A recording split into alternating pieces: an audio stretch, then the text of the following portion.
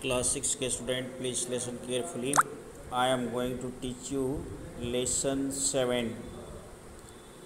The chapter title is fair play.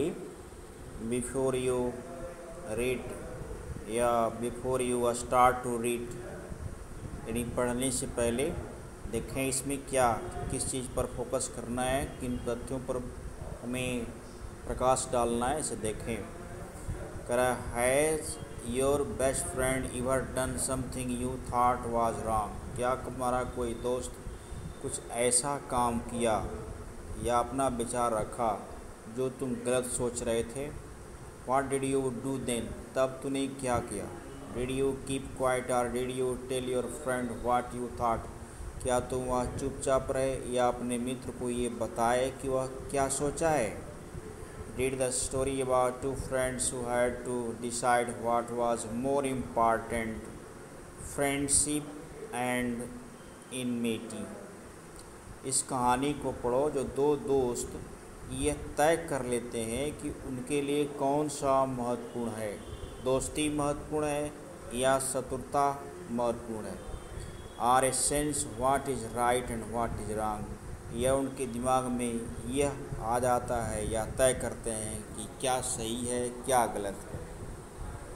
तो इस fair play को देखें, इस नाटक को देखें। पार्ट 1 पैराग्राफ 1 शुरू होता है। Jumman Shaikh and Algu Chaudhary were good friends. Jumman Shaikh और अलगू चौधरी एक अच्छे दोस्त थे। So strong as their bond of friendship that when either of them went away from the village, the other looked after his family. उनके मित्रता की बंधन या मित्रता का जो संबंध था दोनों में इतना मजबूत था कि अगर उनमें से कोई एक गांव से बाहर चला जाता है तो दूसरी उसके परिवार की देख रेख करता है। Both were greatly respected in the village, दोनों को गांव में सम्मान भी मिलता था। Jumman had and old aunty who had some property.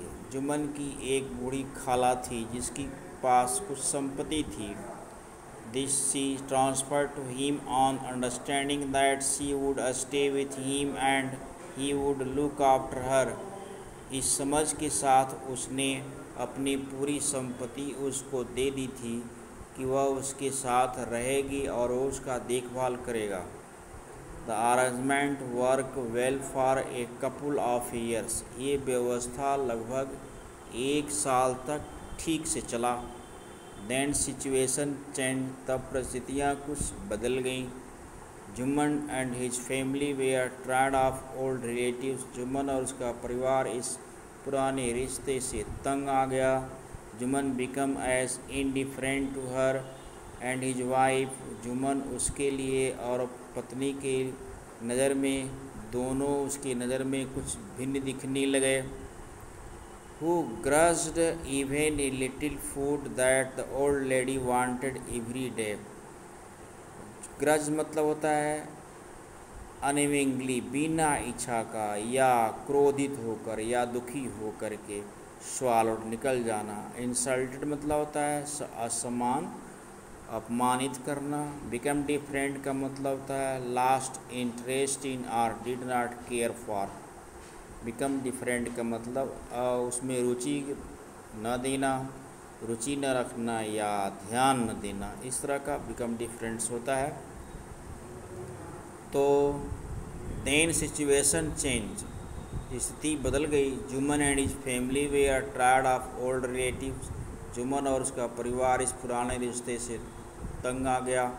Jumman become indifferent to her as wife. Jumman भी उसके लिए अब भिन्न दिखता था, उसमें लगता था कि उसको भी इंटरेस्ट नहीं है। वो ग्रज इवन लिटिल फूड, उसको जितनी आवश्यकता थी उससे थोड़े भोजन भी मिलते थे।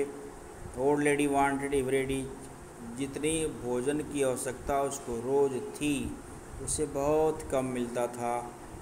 She swallowed this insult along with her food, और इस अपमान को भोजन के साथ वह निगलती रही, खाती रही फॉर ए मंथ, कुछ समय के लिए।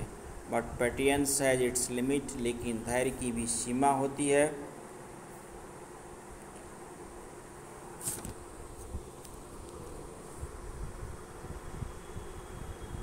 One day she spoke to Jumman, एक दिन वह जुमन से बोली, my son it is my now obvious that I am not wanted to your house, मेरे पुत्र मेरे बेटे, अब मेरी इच्छा है कि मैं तुम्हारे घर में रहना नहीं चाहती।